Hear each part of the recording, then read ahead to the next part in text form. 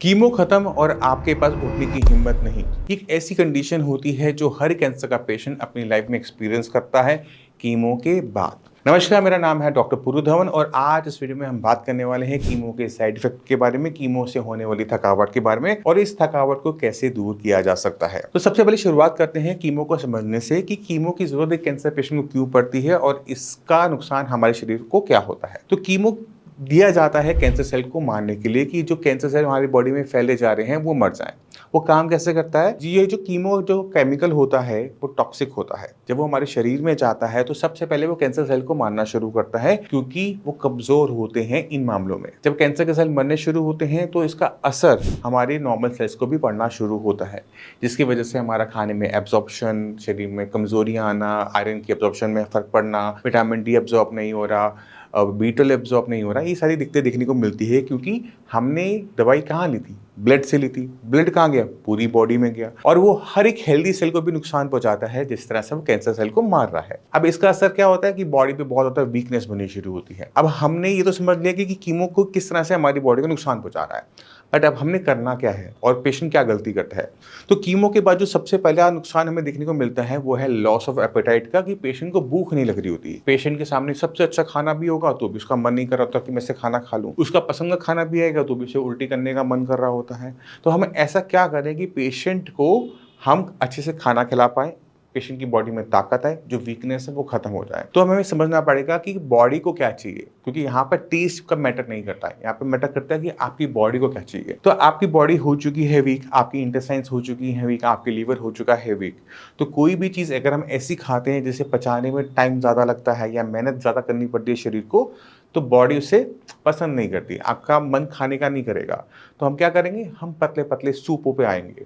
क्यों? क्योंकि वो बॉडी में एब्जॉर्ब करना आसान है। कच्चा खाना हम जो खाते हैं, फ्रूट्स हैं, वेजिटेबल्स हैं, इन्हें हम कुछ टाइम के लिए बंद कर देंगे, क्योंकि जब हम कोई कच्चा खाते हैं तो हमारे इंटेस्टाइन्स को, हमारे सिस्टम को ज़्यादा काम करना पड़ता है उसे सॉफ्ट करने के लिए, उसे डाइजेस्ट करने के लिए। तो हम ऐसा खाना खाएंगे जो ऑलरेडी डाइजेस्टेड हो, हाफ।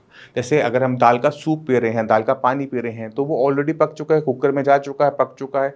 जब वो बॉडी में जाता है तो वो झट से एब्जॉर्ब होना शुरू होता है। इसी तरह से खिचड़ी होती है, थोड़े से चावल, थोड़ी सी दाल की जो हम खिचड़ी बनाते हैं पतली पतली, वो भी बॉडी में बहुत तेज़ी से एब्जॉर्ब हो जाती है। और जितने भी पेशेंट होते हैं मैं उनको एडवाइस करता हूँ कि आप व्हाइट राइस की जगह यहाँ पे ब्राउन राइस का यूज़ करेंगे तो ज़्यादा अच्छा रहता है। तो मैं अपने सारे पेशेंट को बोलता हूँ कि जब भी आपको इसकी रिकवरी करनी हो तो शुरुआत करो दाल का और सब्जियों की सूप के साथ, क्योंकि वो आपको विटामिन मिनरल्स भी दे देते हैं, प्रोटीन भी दे देते हैं, क्योंकि प्रोटीन हर किसी को पचता नहीं है। इसी के साथ कभी अनाज खाने का मन करे, गेहूं का खाने का मन करे, तो मैं हमेशा एडवाइस करता हूँ कि आप जो गेहूं है उसको आप अलग तरीके से खाना शुरू करें, क्योंकि अगर हम सीधा रोटी पर आ जाएंगे तो उसे डाइजेस्ट करना मुश्किल होगा, क्योंकि हम गेहूं का आटा बना के उससे लेते हैं। तो शुरुआत करो दलिए के साथ। पता पता दलिया लिया हमने, उसको उसमें सब्जियां डाली, बारीक कटी हुई सब्जियां डालोगे, फ्लेवर डालोगे तो वो आराम से खाया जाता है। थोड़ा सा वो पेट में ज़्यादा लंबा स्टे करना शुरू करता है, बॉडी को ताकत मिलनी शुरू होती है। जब दलिया आपको अच्छे से डाइजेस्ट होना शुरू हो जाए तो गेहूं की और छोटी फॉर्म जिसे हम सूजी कहते हैं उसका हम यूज़ कर सकते हैं। सूजी भी बहुत आराम से डाइजेस्ट होती है, फाइबर ज़्यादा होता है। तो जैसे हम उपमा खाते हैं तो उपमा का प्रयोग किया जा सकता है और ये बहुत अच्छा रहता है। साथ में छाछ बहुत अच्छा काम करती है, क्योंकि छाछ जो है डाइजेस्टेबल बहुत होती है। तो खाने को चाहे निगलने का काम कर रहे हो या खाने को जल्दी पचाने का काम करना हो, वो बहुत अच्छा काम कर जाती है।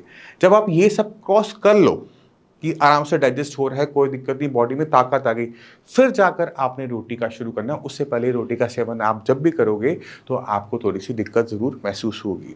तो हमने ध्यान मोटे मोटे तौर पे मोटे अनाज पे देना होता है, या फिर हमने देना होता है दालों पे, या फिर हमें देना होता है बारीक सब्जियों पे, जिनको हमने पका के ही खाना है, कच्चा तो कुछ भी खाना ही नहीं है। तो आप अपने इंटेस्टाइन्स को, अपनी बॉडी को अंडरस्टैंड करने की कोशिश करो कि आपके पास क्या चीज़ पचाने की ताकत है।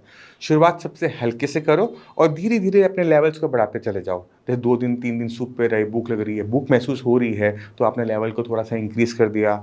आपने दलिए पे आ गए, खिचड़ी पे आ गए, फिर आपने देखा कि मुझे पेट नहीं भर रहा, मुझे भूख महसूस हो रही है, तो फिर आप सूजी की उत्तपम पे आ गए, उपमा पर आ गए। उसके बाद आपने और लेवल को इंक्रीज़ किया, फिर आप रोटी पे आए। तो धीरे धीरे लेवल बढ़ाओगे, क्योंकि लेवल हम कब बढ़ा रहे हैं? जब बॉडी डिमांड कर रही है। बॉडी को हम ज़बरदस्ती फीड नहीं कर रहे हैं। तो खाना आपने दिन में कई बार खाना होता है, दिन में 3 बार खाने से आपका काम नहीं चलेगा। तो जब भी आपको भूख लग रही है, तो आप खाना खाएँ, 5 दिन में 5 बार, 6 बार, क्यों? क्योंकि बॉडी की रिक्वायरमेंट है। साथ-साथ आपको चाहिए कि अपना विटामिन डी का, आयरन का और बी12 का टेस्ट ज़रूर करवाओ, क्योंकि जब हमारी बॉडी में इन सब की कमी होगी, तो वीकनेस हमें वैसे भी महसूस होगी। तो अपना हर महीने विटामिन डी का, बी12 और आयरन का टेस्ट करवाना आप सभी के लिए ज़रूरी होता है, क्योंकि अक्सर कीमो के बाद इन सारी चीज़ों की कमी हमारे शरीर में देखने को मिल जाती है।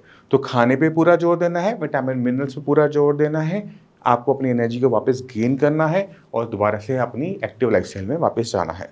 तो ये छोटे-छोटे सुधार होते हैं, जिसको करने से पेशेंट की रिकवरी फ़ास्ट हो जाती है और बॉडी जो है अच्छा रिस्पॉन्ड करती है किसी भी ट्रीटमेंट को। तो मैं उम्मीद करता हूँ इस वीडियो से आप समझ गए होंगे कि कैंसर के बाद आने वाली जो कमज़ोरी है उसको हम किस तरह से दूर कर सकते हैं सिर्फ़ खाने के तरीके को बदल कर।